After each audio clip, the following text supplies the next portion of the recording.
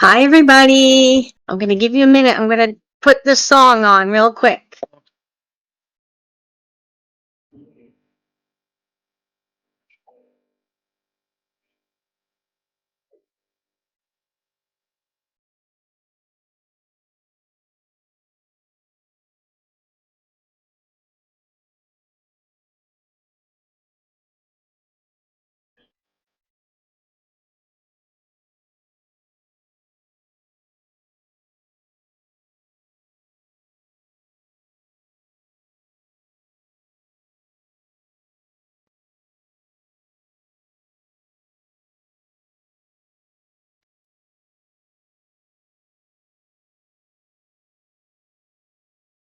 Hi, everybody. All right. Give me 1 second. Okay. I did a video similar to this earlier, last month, probably. So if you guys didn't get a chance to see that video, you may. I read out of multiple books and so on. So this video is going to be more on um a retelling, okay, of his FBI dealings and so on, but through video. All right. So, the movie video that I'm going to show you, clips of is from Elvis Found Alive, and that is through Highway 61. The whole movie is on there. It's through Amplified or whatever the channel is.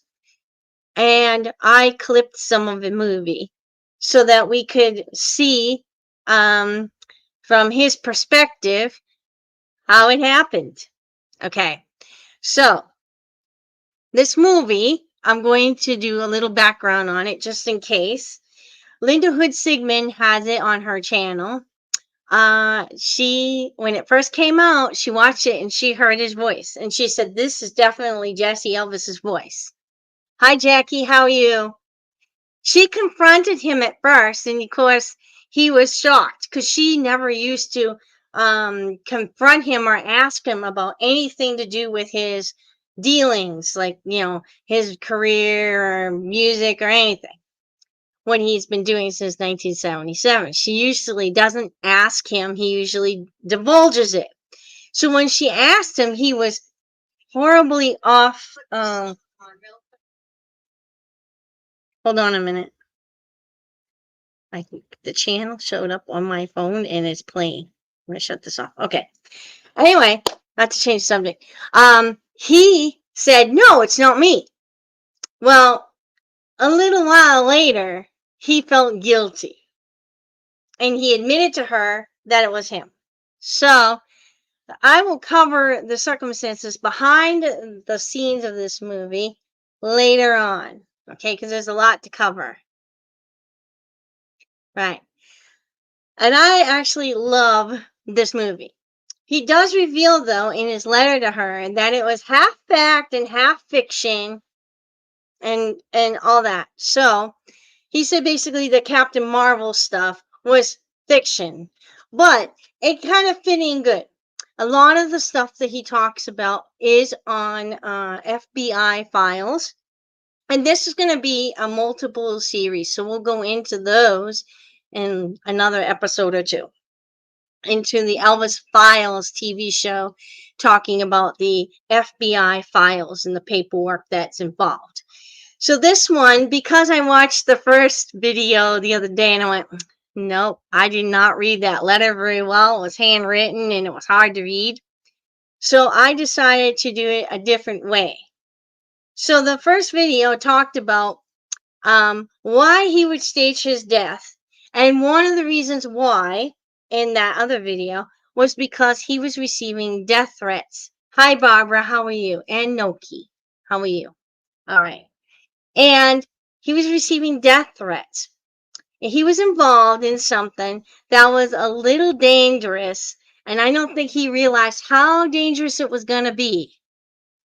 So let's rewind the clock so we can find out exactly how this came about, why he became let's say, a lawman, a man for law enforcement, not just the FBI, but the police and law enforcement. All right. So they thought he was just going to collect badges. All right. Come to find out, it was more than collecting badges. So the title of this is called the DEA Involvement in the Fake Death Plan. And on this, thumbnail, I have a bunch of photographs of Elvis. And this one here had a lot of his things that went on. He's got a lot of badges here. He's got track suits, his suits that he wore on display. I think this is on display. I believe at Graceland. I could be wrong. Sometimes it's moved to different areas in different countries. All right. So he had a calling on his life to do more than just entertain. All right. He got involved in law enforcement. First of all, he started supporting law enforcement, donating money and helping out. But he got more involved in law enforcement. So I'm going to watch this one clip from Elvis Found Alive, and then we'll just talk about it afterwards. Right? I think this is this one. God had prepared me for all this time. I think that's the one. If not, I got the wrong one. Oh, I did. Sorry. Wrong one. In many jurisdictions. I donated to police charities and had friends in law enforcement everywhere.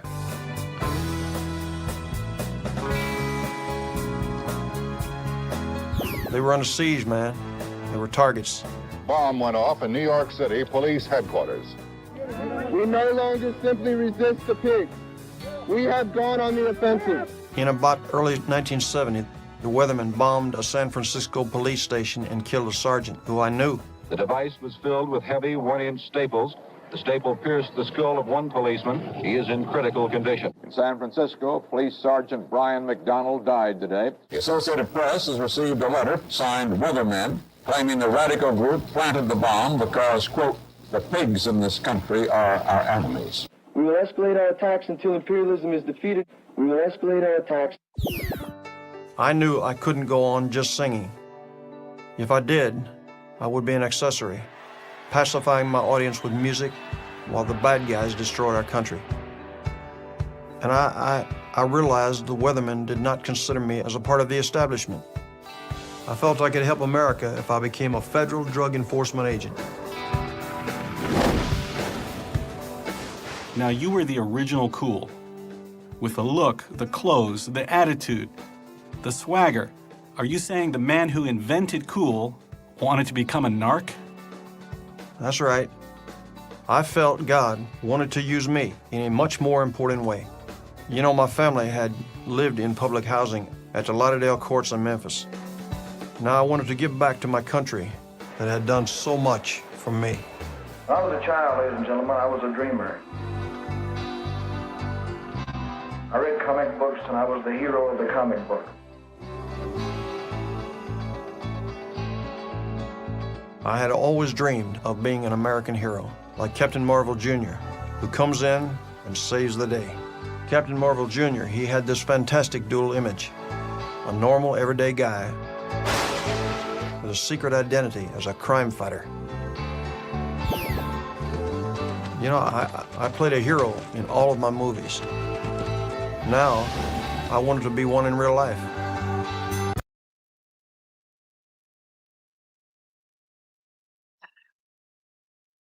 So his calling to work for law enforcement. There was some quotes here that Gail Brewer-Giorgio had in her Elvis files. What she was mentioning that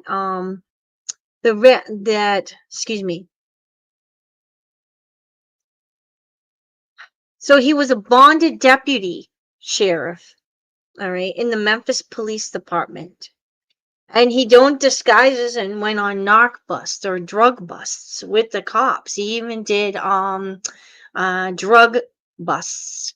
And Priscilla had mentioned that one time they were out in the car, and he saw someone. He found out they were speeding. He pulled them over. He put that blue light on in the car, and it went off, and he pulled them over. And she said, imagine his surprise when the guy surprised when he saw Elvis Presley giving him a speeding ticket. All right, imagine uh the frenzy that would have caused. He probably said, could I have a copy of that for the signature? Knowing him, knowing the fan or something. But anyway, I got these photographs from Linda Hood Sigmund's Truth. All right, and on the second picture here, it shows the inside of this briefcase. He had the briefcase he would carry with him, and inside was handcuffs, bullets, even his gun would be carried in that. And then there's a picture here on the right that has him actively in a bust of some type. I'm not sure what. He's not in disguise in that one though. He's out front, but he was involved in law enforcement, and he had many badges in many different areas of the United States, including California. He was a California narcotics officer, certified and member of good standing, and he had badges from all over the country. So they thought he was collecting badges, but he really was a cop, a police officer behind the scenes. And before he got his badge, he was nominated to for America's 10 most outstanding young men, where he got that gold belt, the one that's down here, all right, that he wore a lot. And that gold belt was for his work in drug enforcement, which is quite interesting. So, he's got that famous speech, I would dream when I was a child. I dreamed of, being a superhero and all that kind of stuff in the comic book. So he decided that he wanted to do more for the country because he saw what was going on. I mean, he saw Martin Luther King get shot. He saw JFK Jr. get shot. I mean, not JFK, RFK Jr. get shot. And, and killed, and a lot of that had something to do with the underground groups, terrorist groups that wanted, I guess, communism or whatever it was, and as also the dangerous drugs. So believe it or not, I mean, on the previous video, I had read Jerry Schilling's version of how Elvis got the badge. So I'm just going to go over it quickly. It was either December 20th or 21st, I can't remember, 1970. I wrote 21st, so I'm thinking that's what it was. So he meets with Jerry Schilling and has him fly with him to Washington, D.C. And on the way to Washington, D.C., he writes the letter to President Nixon. And the letter was very messy, hard to read, and I tried to do it on the last video, but it was very hard. So in this movie, Elvis Found Alive, he actually reads the letter out loud. So I'm going to let him do that with a video clip here. So this is the video clip of his view on what transpired between him and President Nixon, and I think he goes on into getting the badge and stuff like that.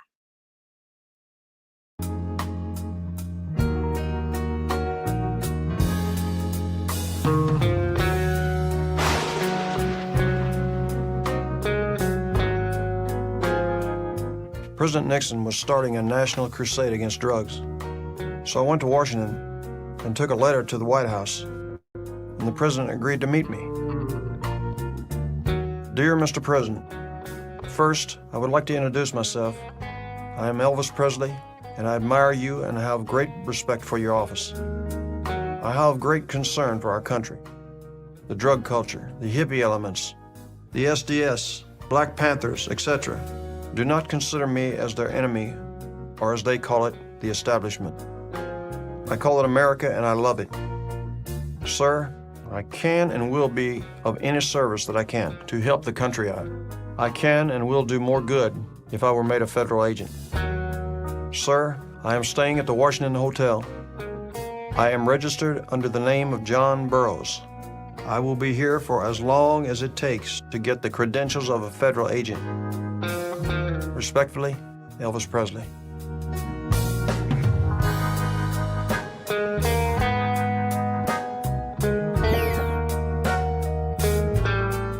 What did you and President Nixon discuss? First thing he said was, "You dress kind of strange, don't you?" So I said, well, Mr. President, you got your show, I got mine. Later, I saw that I had put on too much mascara. But I showed him some of my deputy badges, and I gave him a World War II Colt 45. And then I told the president I admired him, that I had great respect for his office, and I told him I wanted to help people respect the flag, because it was getting lost.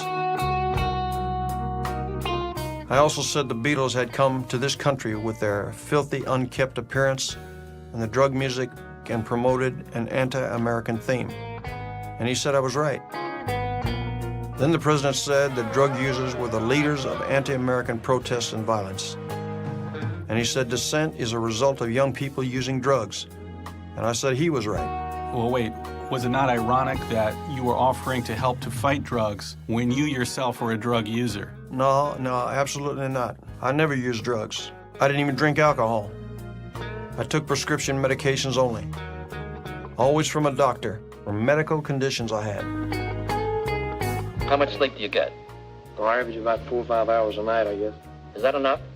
Well, it's really not, but I'm used to it, and I can't sleep any longer. I was an insomniac.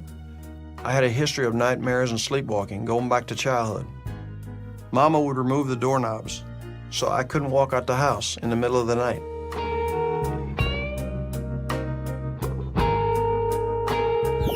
In the Army, they would issue us Dexedrine. It was to help stay awake when you had to. The hippies were using LSD, marijuana, heroin, drugs that were killing people. Jimi Hendrix and Janis Joplin had died within 2 weeks of each other. Anyway, I told the president I was just a poor boy from Tennessee who wanted to serve his country by taking down groups like the Weathermen and the Black Panthers. And I could do it because they would trust me. And how did Nixon react to your offer? The president got very excited, and he said he was proud of me. He called the director at the Bureau of Narcotics and Dangerous Drugs and told him to make me a federal drug enforcement agent.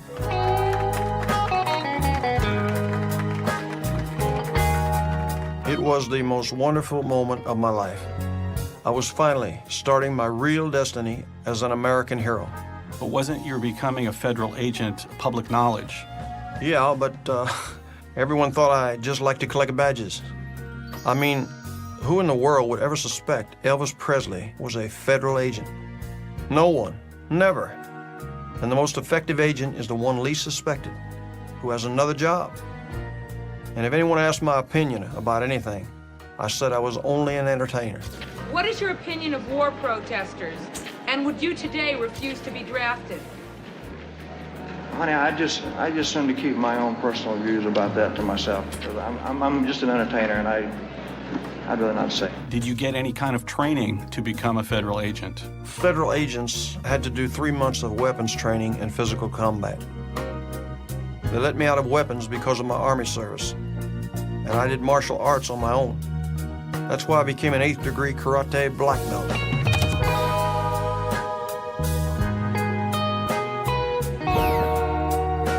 Why is your federal agent badge not on display at Graceland? Cause it's here. It's with me all the time, man. Check it out. And by the way, you're all under arrest. No, I'm just kidding. With the promise of serving the country, were you happy now? Very much so. I'd been serving the devil, the Hollywood machine, for such a long time. I needed a higher calling to put meaning in my life. I hadn't done anything I was proud of in 12 years. I felt God had given me my talent to arrive at this day when America needed me, to stop the drug culture and to keep the America haters from destroying it. Captain Marvel Jr., he had fought and defeated them. And now it was my turn to fight to save America. My turn to fight for freedom. I was going to be America's secret weapon, just like Captain Marvel Jr. was.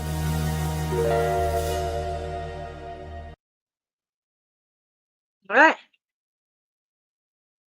So, I know we had the Captain Marvel Jr. thing, but, you know, it just was a really good rendition of what he wanted to do behind the scenes. And they did not suspect it at all.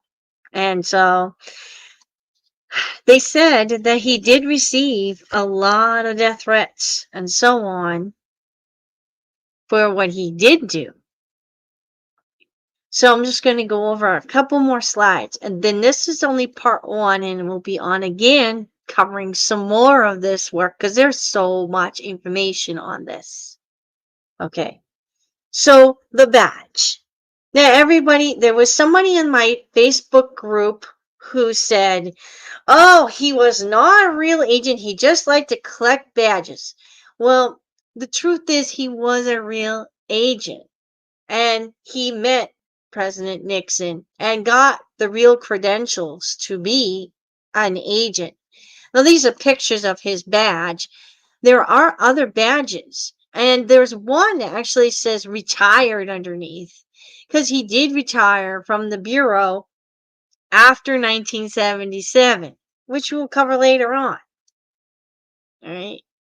So, in the movie, he said he had the badge with him, but there are, I think it's now over there because he's officially retired, so he doesn't need the badge anymore.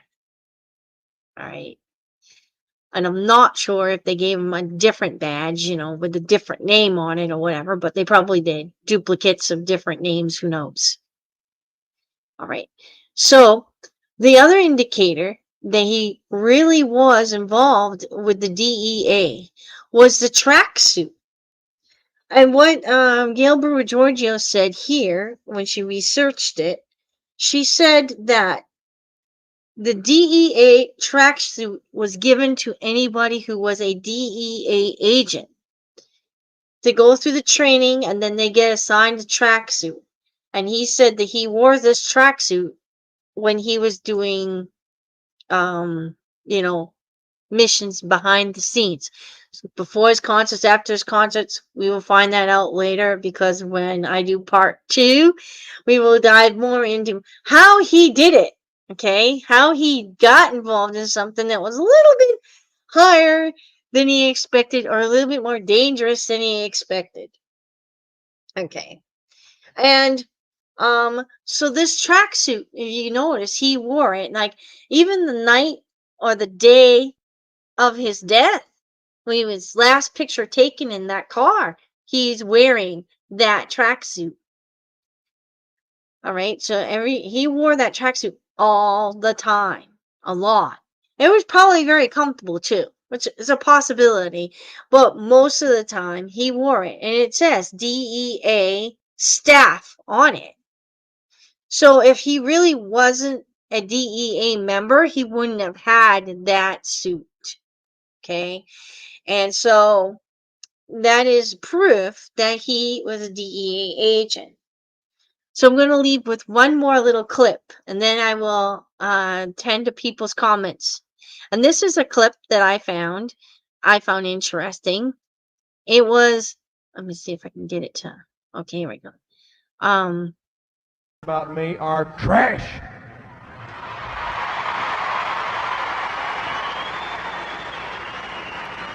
Rumors that you hear about me are trash. I'm an 8th degree black belt in karate. I am a federal narcotics agent. I am. Swear to God. No, you gotta, you know, you can do whatever you want to do. I'm just saying what I am. They don't give you that if you're strung out, if you're done. No. On the contrary, I have to be straight as an arrow because I'm around people all the time, and I don't like to get out of it in either way. I don't drink booze. I don't take any this and that. No, wait a minute. By God, don't say boo, son. I'll whoop your ass. I mean, don't say boo to me when I tell you that, because I'm telling you the God's truth. And that's not to cover anything. It's just to tell you the truth about the matter. You can take my word, or you can take the goddamn movie magazines. You know. I'm pouring the language on that, but anyway.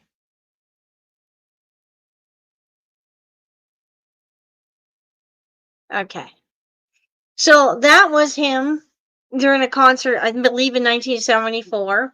He had seen, I guess, some type of gossip magazine telling him he was strung out on drugs and high and all that stuff, and he was very angry. So he goes out on stage and he goes on a rant, and he says all that is lies. He did take medications. They were prescribed for his chronic pain. Now, back in the 70s, of course, you know, those kind of pain medications, you never thought of addiction like we do today. Okay. And, you know, they didn't have like counseling and drug rehabs and stuff like that we did today. So I think that he thought that as long as it was prescribed, it was safe to take. All right. So he was on sleeping pills and he was on uppers because of his insomnia. And if he didn't take the sleeping pill, he would get up in the middle of the night, he'd wake up in the middle of the night, either find himself not in his bedroom, but somewhere else, or, you know, like sleepwalking and stuff. So he was on those kind of medications to control his sleepwalking or his sleeping. They also found out that he had he was like a nocturnal person. His sleep schedule was weird. He'd sleep all day and he'd be up all night because his body was just made that way, I guess. So for him to change his sleep schedule, especially when he was doing movies where he had to get up in the morning and sleep at night, that was hard for him to do. So he was on a lot of medicines to control that sleeping habits.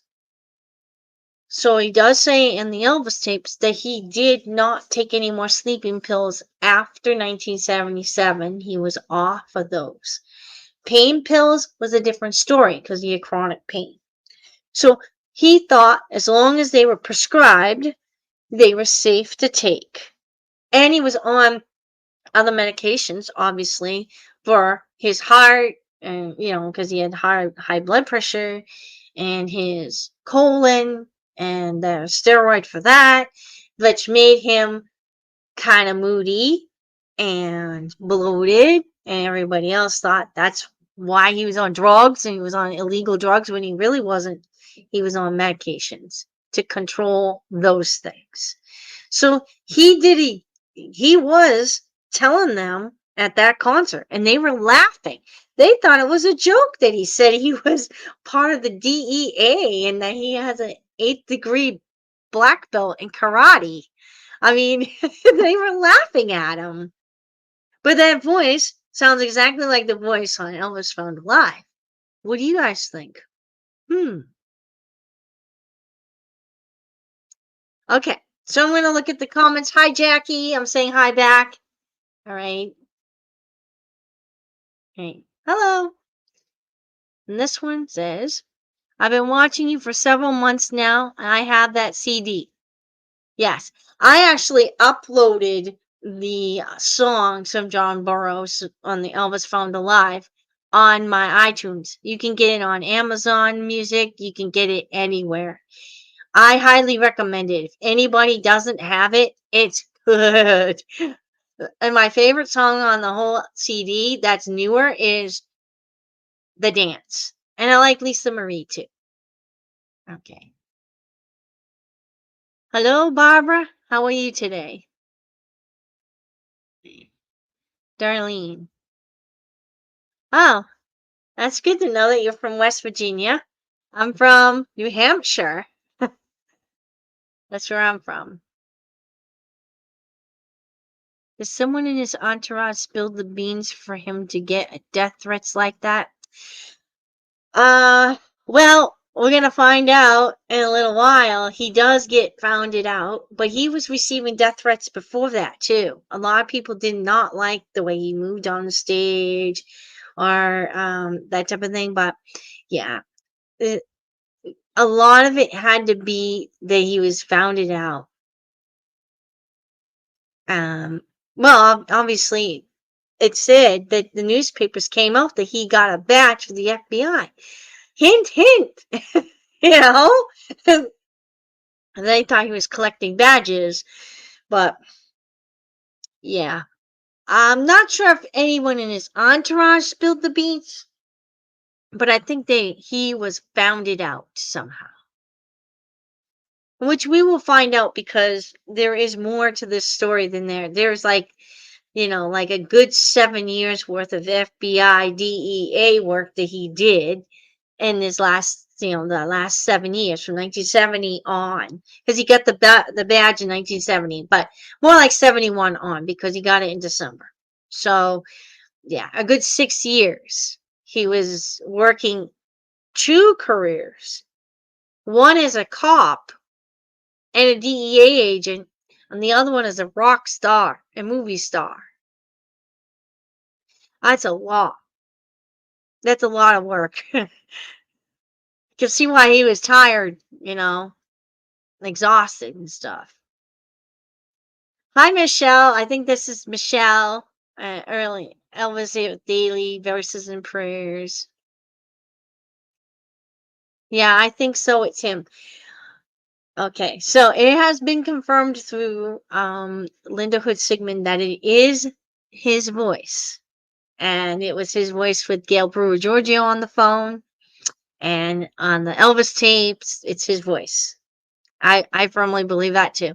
The way he says day, the way he says Memphis, that oofness, and then the stutter and the way he pronounces words. And if you hear other interviews, the way he talks sounds just like not even John Cotner, who is a good imitator of Elvis's talking voice, can get it all of it correct. This guy gets almost all of it correct, and then knows things he says in there that are definitely identifies him. Some of those tidbits. I'm sure not all of that was on the teleprompter. If so, it was allowed because there's only certain things he will allow. He won't allow everything, right?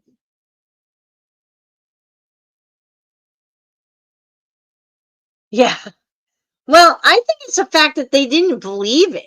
It's like, you're looking at a rock star, it's all bloated, and then sometimes forgets his lyrics, and sometimes just gabs away, and they're thinking he's high on something, or he's just not feeling well before, before the performance, and they had to give him medicine or whatever to get him motivated or get him going. I mean, there was 1 or 2 concerts where he was so sick that they had to give him some type of help, you know?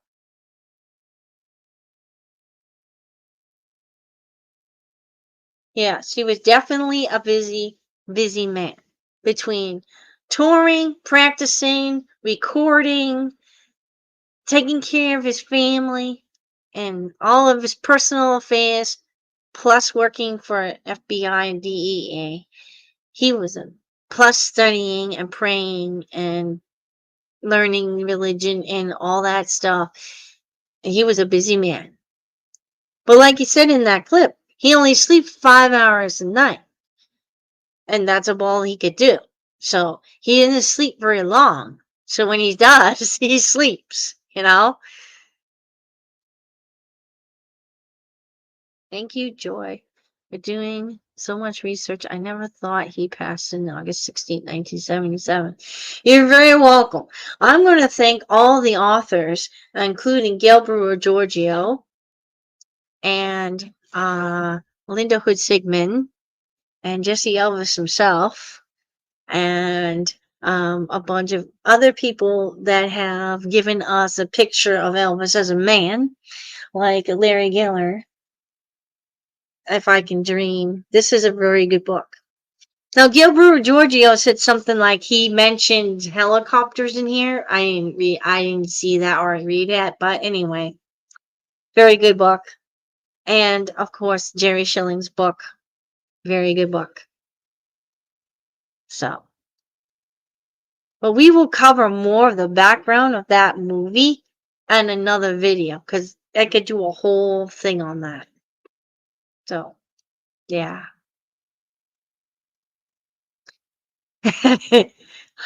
Oh, you're from Australia. Wow. All right. Well, good morning or good day to you. You're on the next day.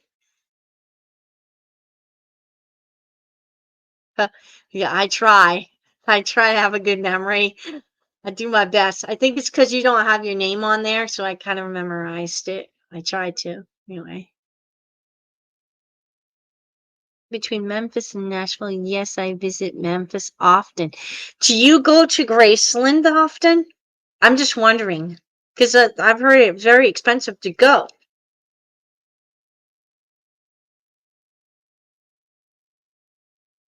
I'm not allowed to travel because of cost. So, anyway. Oh, Joy, thank you for this amazing video. He went through a lot of tough times in his life, and Lisa too, and he is an amazing, awesome person.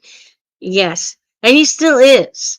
He's an amazing, awesome person today, too. I have never met him. I have not talked to him, but from what I heard from other people who know him, or have heard from him, hasn't changed. Very, very grateful man. Very, very nice man. And he still has a mean temper, but but he's old, and he has to keep a lot of things. He doesn't trust people as much anymore because of the way things happened. Yeah. Okay. 11:35 a.m. Okay. Yeah. So my friend Deanna lives in Australia too, so it's 11:35 a.m. at her place too, wherever I think she's in Melbourne, but anyway, yeah, okay. I believe they made him out to be a druggie so that when he died, that narrative would go out there. It's a possibility. Like Sonny and West book and then came out early in 1977, it made Elvis passing believable. Yes, and you know what? He felt really, really hurt by that book.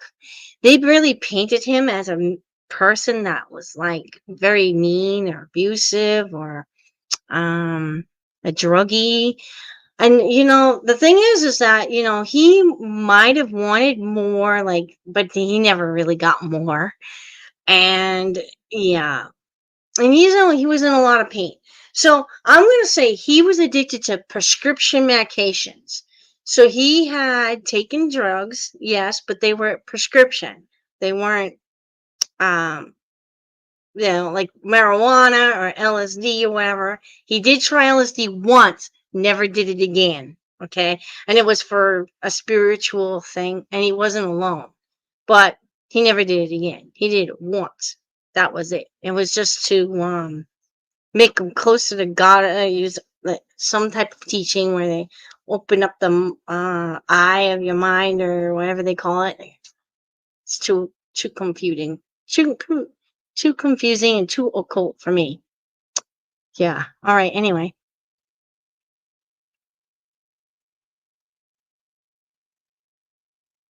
Yeah. All right. I've never been to Graceland, but I've seen plenty of photos, and I watched the Christmas special. I really liked that. I wish they could have done more Christmas music on it, though. Very beautiful home. Very beautiful home. So.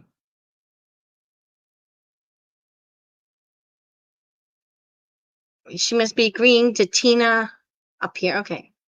Thank you very much.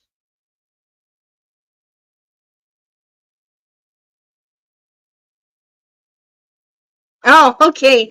Great. All right. All right. So the next episode will be probably, I'm going to say on the weekend, like Sunday afternoon, probably, or Sunday night. Depends on when I can get it done and out of the way. There's some things I need to work on, like another presentation, or add to this presentation. So what I'm going to do is I'm going to finish this last of this Elvis rap. Elvis is alive or found alive rap. And that's one of my least favorite songs, but I kind of like it because it has all those clips of the movie and his voice in it. So it's kind of cool. Right. So the next one is going to be like part 2 of this. I'm going to dive more into the assignments that he did. There were going to be 2, I think there are 2 major assignments in the 7-year span.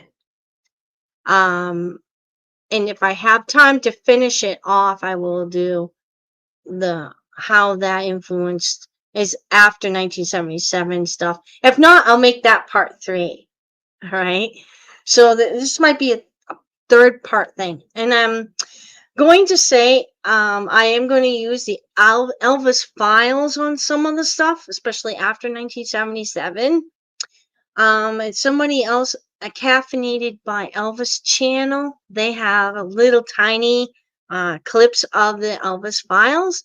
So if you want to get a head start on that, you can watch that channel. That has some neat clips. But I will have those same clips on my live stream. All right.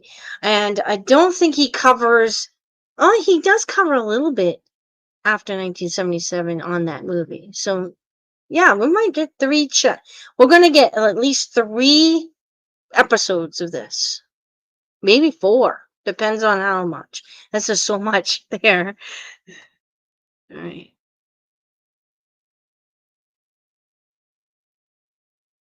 It's Elvis the Man is Alive. Okay, it's on Facebook. I can actually, I have the channel. I believe I have the channel.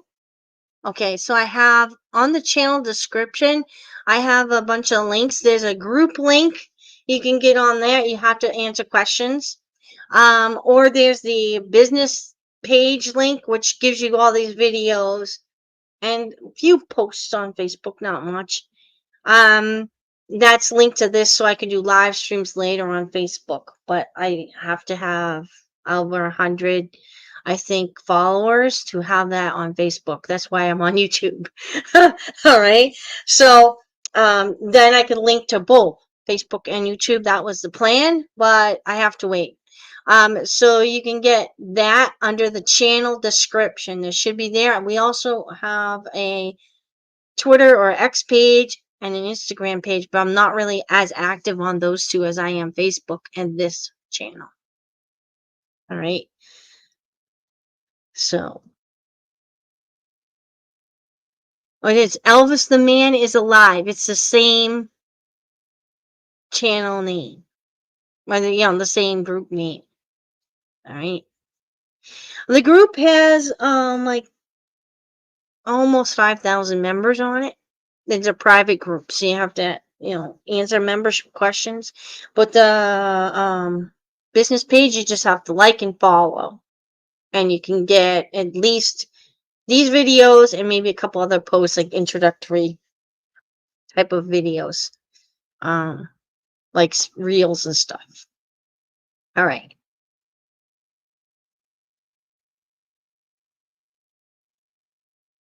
You are very welcome, and God bless you all. I'm going to finish with the song here that I had started at the beginning. Okay.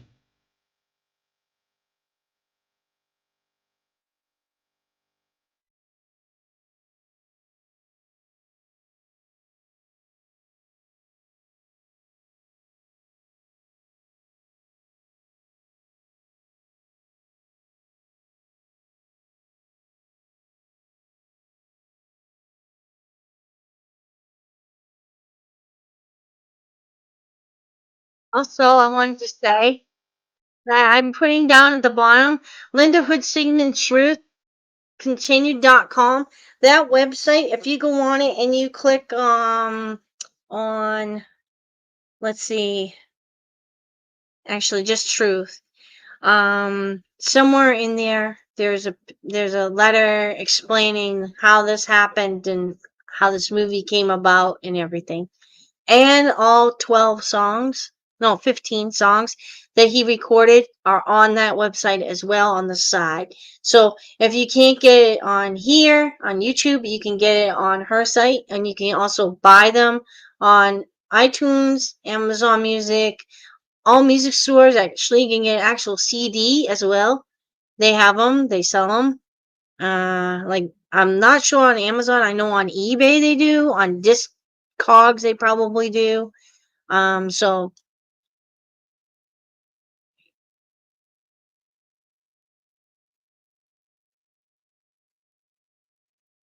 his southern accent tells on him.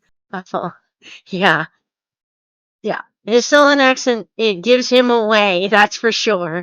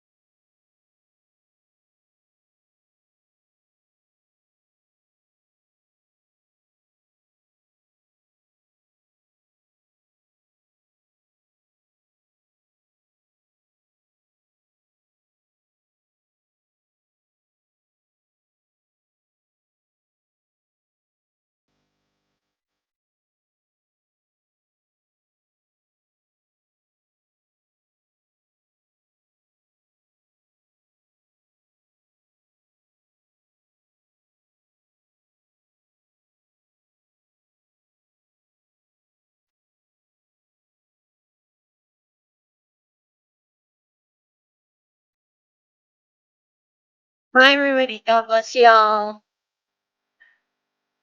Till next week. Sunday for sure. Not sure what time. God bless y'all. Bye bye.